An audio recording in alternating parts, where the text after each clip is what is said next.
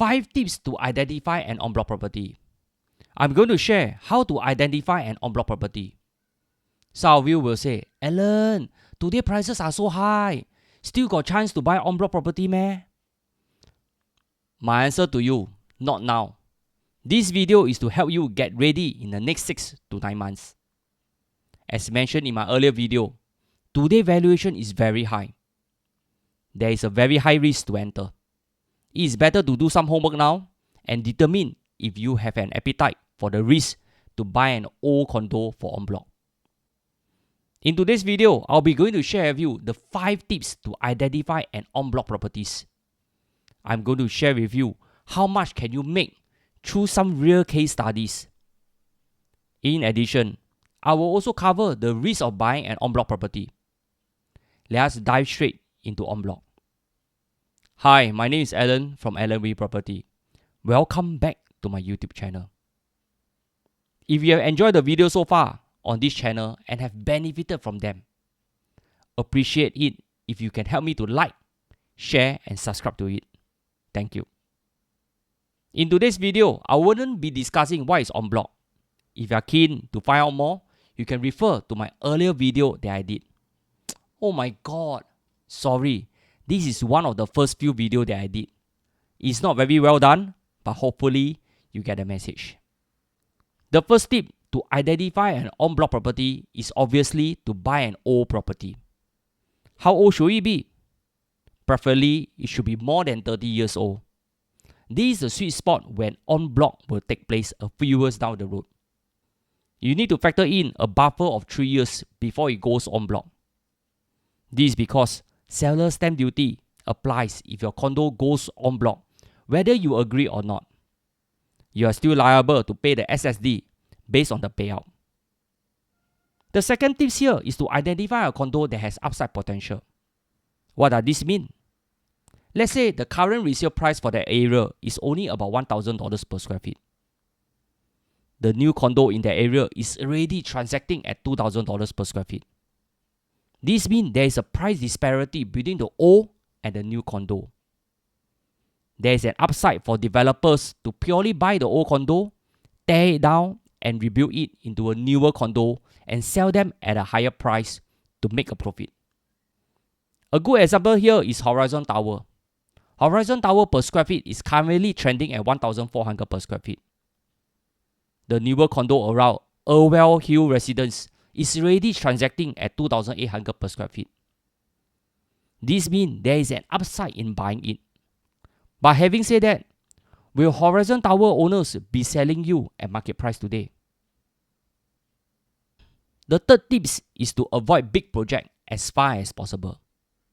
Why do I say that? Well, based on previous en-bloc success rate, most of the big projects fail to find buyers. This is because of the huge risk involved. The potential developers need to pump in millions of dollars not only for the land, but also for higher construction costs. Moreover, under URA guideline, they are required to fully sold all units within 5 years to prevent incurring extra stamp duties. That is why big sites are mainly avoided by developers. Unless the rule change or prices become more realistic, big site will be a challenge to sell en-bloc. The fourth tip here is to avoid mixed development if possible. They are pretty hard to go through, but what surprised me was the successful sale of Golden Mile Complex. Credits have to be given to URA for dangling additional planning incentive for the new development. This has helped the en-bloc process. The best part is the owners are so eager for the sale that they can reduce their reserve price by 14% or the cool 100 million from the initial 800 million. If my memory can recall, this is a record reduction in prices for an en-bloc site. The last and final tip is to run through a financial calculation to see if it is feasible to buy. Anyway, all property development is all about land costs, construction costs, break-even costs, marketing costs, and profit margin. Find a competent agent to run through some numbers for you to see if it is feasible to buy. Look at it from a developer point of view. I call it the helicopter view from both the inside and outside. If the number makes sense to you, then enter. Else, walk away. It's that simple. Here, are you curious how much will En-Bloc owner make in an En-Bloc windfall? The amount of payout depends on a lot of factors. There are no one-size-fits-all approach. Some pay very well, while some don't pay that much for the risk it undertakes. Let's look at the old Serangoon View, which is a HUDC in Serangoon North. Back then, Serangoon View was sold En-Bloc to a joint venture firm comprised of Oxley Holding and others for $499 million in July 2017. The new condominium is called Affinity at Serangoon. It is going to TOP very soon. Based on what is reported in the media, each owner stands to receive $2 million. Do you know, the average selling price before En-Bloc was only $900,000. This means each owner stands to make easily $1 million in profit. Pretty awesome return, I feel. Next, let's take a look at the latest En-Bloc in the Holland area. In this HProp article, Wing Thai Holdings win tender for freehold Holland Tower site for 76.3 million or 1,746 per square feet per plot ratio. There are a total of 19 units in this small development. As I do not know the exact payout for each unit, I just use a very simple calculation. I divide 76.3 million by 19. Assuming a typical unit measures 1873 square feet, this means the payout for each unit is a cool $4 million. The last transaction was sold for $2.45 million. After factoring in the 8% seller stamp duty and buyer stamp duty, these owners still make a cool $1.1 million in profit. If you want to find out more about the payout, you can refer to my earlier video on how much can you make from buying an En-Bloc property and hopefully become the next millionaire.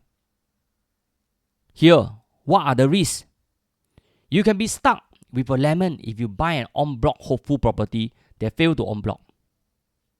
That is why if you are looking to buy an En-Bloc potential property, have the intention to buy for your own stay first. If you go through, it is a bonus. Else, continue to stay in them. En-Bloc is never a given. You must love old condos and value space and affordability. If you are mainly buying for investment, hoping it will go through in the next few years, I humbly suggest you better park your money elsewhere. In summary, buying an En-Bloc property is similar to buying any investment product. There is always a certain degree of risk that you will never go through. If you cannot tolerate such risk, please go and buy another resale condo or new launch condo instead. If you are currently holding on to an En-Bloc potential property, hoping it will go through one day, but you have waited and waited and it never succeeds, you may want to explore an option to offload it. You are most welcome to look for me. By the way, if you are a property developer watching this video, you can explore doing a major A&A to the existing structure, replacing the electrical and plumbing system, and a facade upgrade rather than tearing down the existing building. In this way, not only do you reduce your construction costs significantly, but it is also eco-friendly. In addition, some of the old condos have amazing architecture design that deserve to be preserved. That is all for today. I hope you have enjoyed this exclusive content on En-Bloc. See you around soon and take care.